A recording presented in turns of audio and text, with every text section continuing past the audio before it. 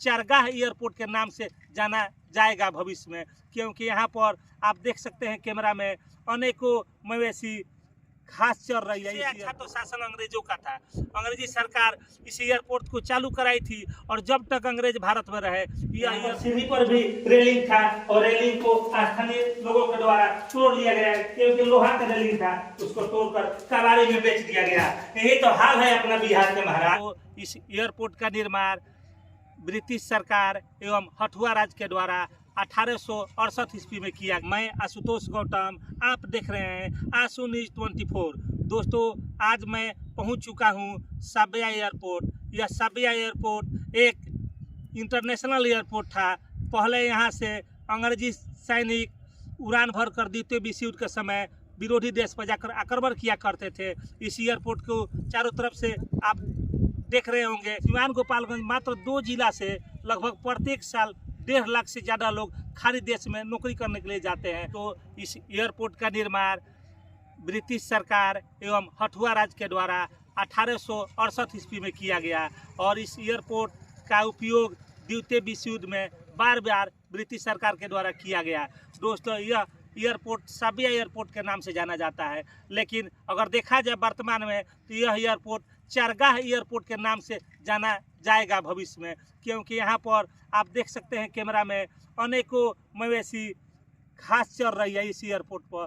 तो हमको तो जहाँ तक लग रहा है यहाँ के सांसद महोदय को एक काम करना चाहिए, संसद में एक कानून पारित कराना चाहिए। उस कानून के अंतर्गत इस एयरपोर्ट का नाम साबिया एयरपोर्ट से बदलकर चरगाह एयरपोर्ट रख देना चाहिए, क्योंकि भारत सरकार इस एयरपोर्ट पर जैसे ध्यान दे रही है, हमको तो लग रहा है कि इस शताब्दी में इस एयरपोर्ट का निर्माण हो ही नहीं पाएगा। हम अभी साबिया एयरपोर्ट के रनवे पर खड़े हैं। देखिए इसके रनवे, यहीं से प्लेन उड़ान भरती थी और ये साबिया एयरपोर्ट का रनवे है। और इस रनवे के बारे में बात क्या किया जाए, ये रनवे वर्तमान में गाड़ी सीखने का स्थान बन चुका है। यहाँ पर लोग 2 व्हीलर और 4 व्हीलर लाते हैं और यहीं पर सीखते हैं। आप कैमरे में देख रहे होंगे।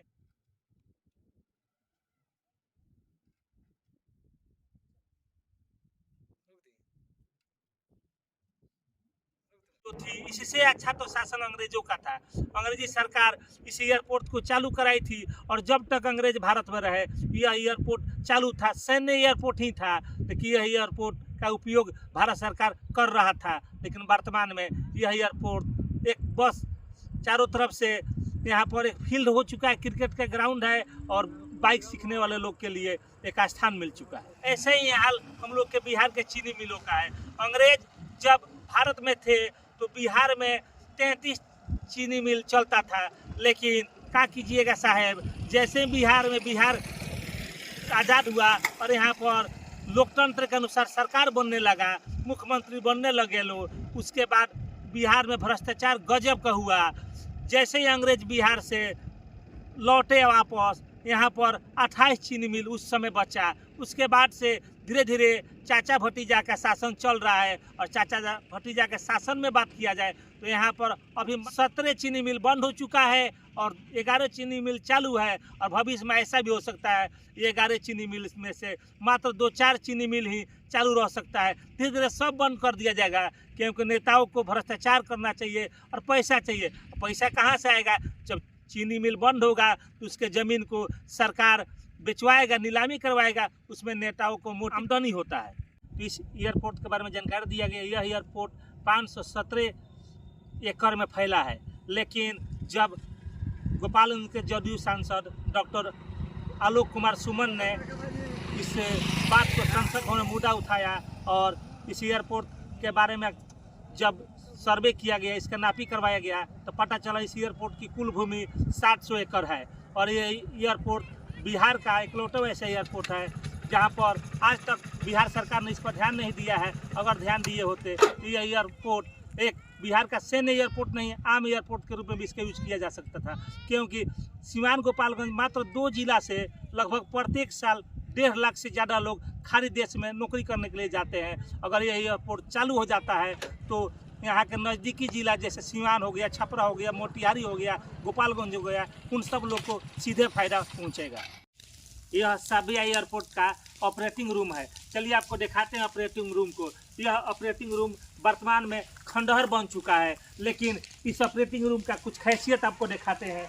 यह ऑपरेटिंग रूम जब बना था तो अंग्रेजी सरकारों के द्वारा बनाया गया था, और अंग्रेजी सरकार इस ऑपरेटिंग रूम को कितना मजबूत बनाई थी आप देख सकते हैं। 1868 में यह ऑपरेटिंग रूम बना था, और आज भी ऑपरेटिंग रूम वैसे ही स्थित है, थोड़ा सा भी कहीं से टूटा फूटा नहीं है। यहाँ पर यहाँ के अगल बगल का स्थानीय लोगों के द्वारा इस ऑपरेटिंग रूम में जो भी जंगला और गेट था लोहा का, उसको उखाड़ लिया गया है। लेकिन देखिए यहाँ के कंक्रीट कितना मजबूत है। इस ऑपरेटिंग रूम में जो कंक्रीट लगा था, जो गिट्टी लगा था, जो कुछ भी लगा था, कितना मजबूत था। और यहाँ पर आगे ही आपको दिखाते हैं, इस ऑपरेटिंग रूम में अनेक छोटे छोटे रूम थे। उसी रूम में वो सभी अफसर और यहाँ के स्टाफ लोग बैठा करते थे, जो एरोप्लेन को उड़ाने में मदद करते थे। चलिए ऊपर दिखाते हैं। ऑपरेटिंग रूम का एक फ्लोर ऊपर भी है,